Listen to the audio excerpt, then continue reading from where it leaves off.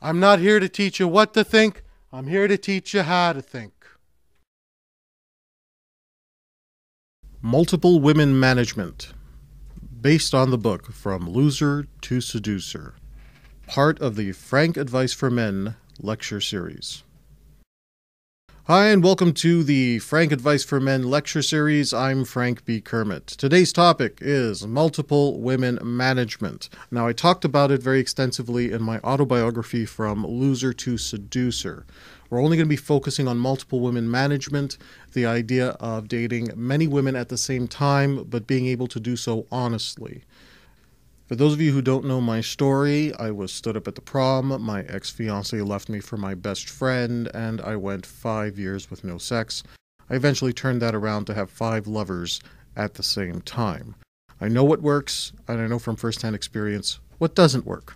So we're going to stay away from the things that do not work, and I'm going to give you the specific things that I did to get 5 women to date me at the same time, knowing I was dating other women.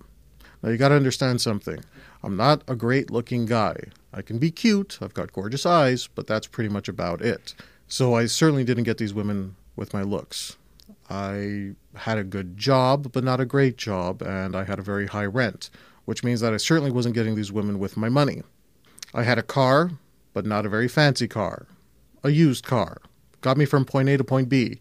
The car spent more time in the garage than my dick ever did in pussy. So I certainly didn't get them with my car. How did I get them? I got them with my mouth. I got them with being able to talk to them, being able to make them feel, specifically making them feel special, making each woman feel special. We're going to go over that specific topic a little bit later on in this lecture. I remember an experience quite vividly. This was after I had been managing the 5 lovers for a number of weeks. I was walking in the subway system in Montreal, that's where I lived at the time, and I was trying to balance my time between the 5 women, thinking, okay, well, I have to spend Friday night with that one, and I'm spending Sunday morning with the other one, and I'm spending Saturday night with this one. But when am I going to see so-and-so and so-and-so? And that was my new routine. That was my way of being at the time. And it was so different from where I had started from. It didn't feel like it was me doing it. It was as if I was living somebody else's life at that point and enjoying it. When I lost my virginity around the age of 18, I ended up with a sense of peace, something that had eluded me throughout my years of growing up. All those nights wondering, oh my God, am I ever going to find somebody? Am I ever going to find somebody? And finally losing my virginity, that sense of peace came in. It was almost euphoric. I got that again after 5 years of no sex, after losing my ex-fiancée, after getting stood up at the prom, all those horrible things. I finally got that sense of euphoria again when I realized that I had achieved one of my goals, which was to date 5 women at the same time. Why did I choose the number 5? Well, one of my mentors was dating 8 women at the same time, and I said, well, you know what? I want to have the type of life he has, but I don't want to be greedy, so I don't need 8. I'll just take 5. And that's the way it worked out. So when I finally got the 5th girl as part of the regular rotation, I stopped going out to meet new women. I stopped recruiting, and I simply wanted to learn how to manage the relationships I had.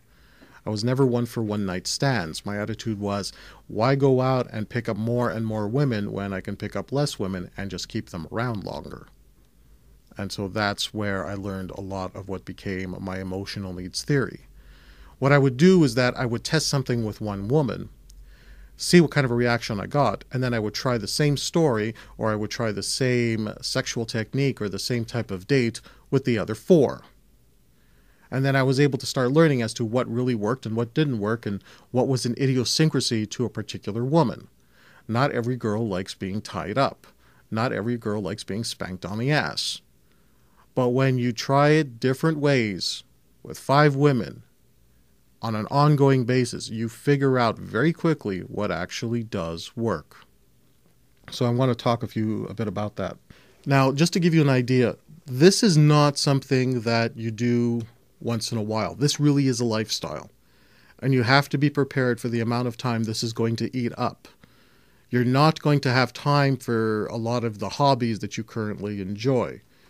Even if you only see each girl once a week, that means that 5 evenings or afternoons or whatever the schedule is, you're going to be spending it with another human being. So a lot of the hobbies and a lot of the things you do right now to fill up your time, you're no longer going to be able to do.